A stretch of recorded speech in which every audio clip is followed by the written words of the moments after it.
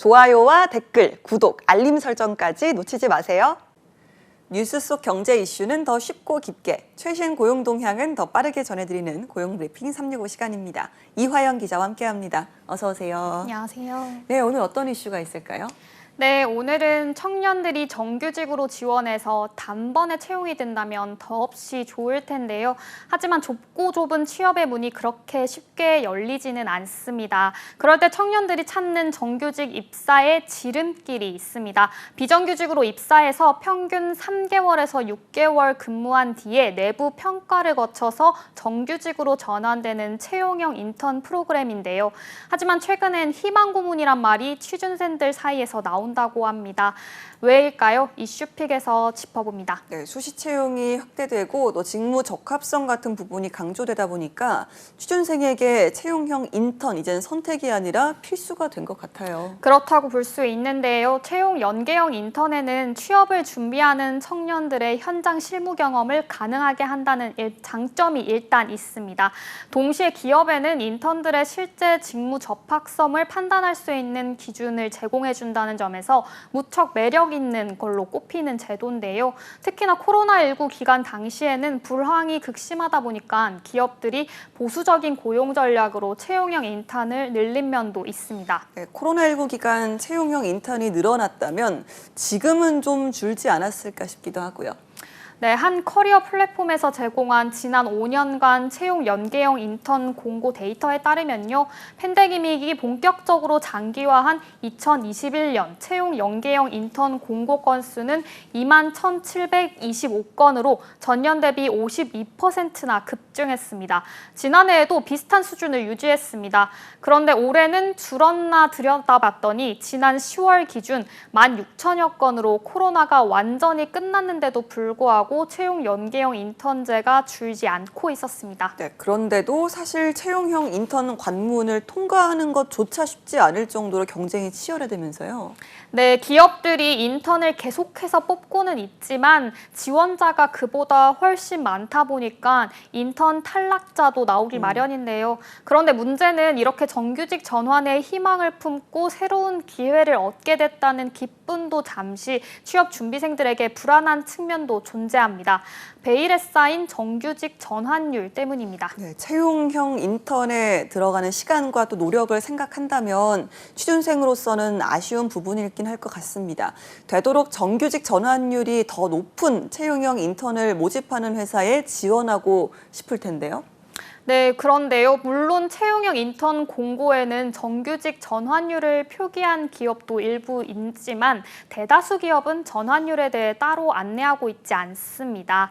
실제 채용 경고를 살펴보면 모집 인원이 0명 혹은 00명으로 기재되어 있는데요. 모집 인원이 0명이면 1명에서 9명을 모집하는 거지만 00명일 경우 10명에서 99명을 모집하는 거라고 볼 수 있습니다. 모집 인원은 짐작할 수는 있지만 정규직 전환 인원에 대한 공지는 따로 찾아보기가 어렵습니다. 네, 결국 최종 전환 결과가 발표되기 직전까지 이 지원자들은 확률을 알 수 없는 게임에 뛰어드는 그런 셈이네요. 네, 맞습니다. 취준생으로서는 짧게는 1개월에서 길게는 6개월까지 인턴 실습 기간을 보내게 되고 또 다른 기업에 도전할 기회 비용을 투자하는 셈이어서 전환은 꼭 필요한 정보라고 할 수 있는데 말이죠.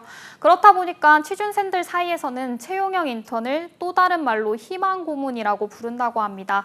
최근 채용 전환형 인턴의 슬픈 현실을 풍자한 유튜브 영상이 화제였는데요. 이 영상 잠시 보고 이야기하는 게 좋겠습니다. 채용 전환형 인턴을 붙다니 전환되면 대박이고 떨어지더라도 경력 쌓았다 치면 되니까 열심히 해보자.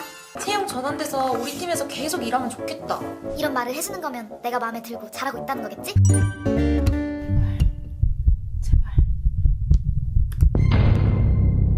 나만 진심이었지.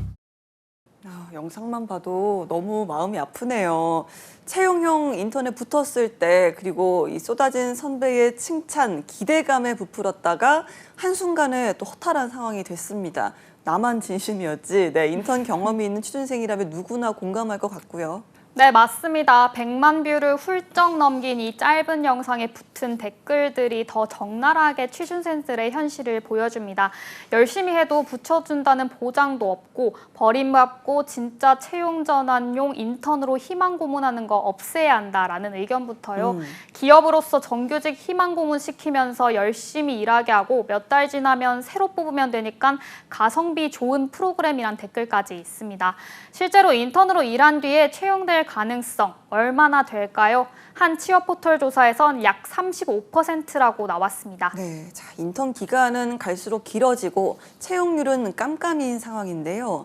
불명확한 모집 공고를 좀 더 구체화했으면 좋겠다 이런 생각도 드네요. 네, 그런데 모집 공고에 정확한 수치를 기재하지 않아도 이를 해결할 뾰족한 묘수가 없다고 합니다. 고용노동부 관계자는 채용절차법에 모집 공고에 정확한 수치를 기재해야 한다는 조항은 따로 마련돼 있지 않다라고 밝혔는데요. 공공기관 역시 구체적 정보 기재를 요구하고 있지만 따르지 않는다고 해서 제재를 가할 순 없다는 입장입니다. 네, 왜 기업들은 공고에 이런 구체적인 정보를 공개하는 걸 꺼리는 걸까요? 취준생들이 의심의 눈길을 보내는 것도 어느 정도 전 이해가 가거든요.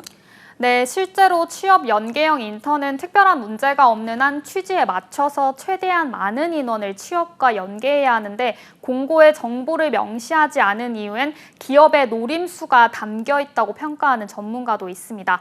물론 기업이 채용형 인턴을 정규직으로 전환하는 때도 적지 않지만 그 이면에는 기업이 인건비를 절약하는 이득을 보는 만큼 상당 비율의 지원자를 전환할 각오로 채용형 인턴을 선발해야 한다는 겁니다.